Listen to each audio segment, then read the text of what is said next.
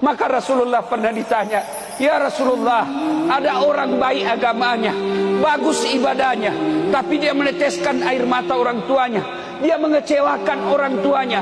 Apa kata Nabi? Anak itu jangankan masuk surga, baunya surga dia tidak akan dapat.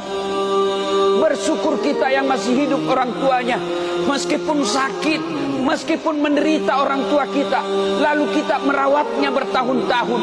Ketahuilah, orang tua yang dirawat itu Allah tersenyum kepadamu karena engkau merawat orang tuamu. Tidak semua anak diberikan kesempatan untuk merawat orang tuanya. Umar bin Khattab pernah bertanya, "Ya Rasulullah, saya tahu tidak mungkin saya melihat wajahnya Allah di dunia. Saya tahu tidak mungkin saya bisa melihat Allah di muka bumi ini. Tapi saya mau ingin bagaimana supaya Allah tersenyum kepadaku." Maka Nabi menjawab, "Buatlah ibu bapakmu tersenyum, maka Allah pasti tersenyum kepadamu."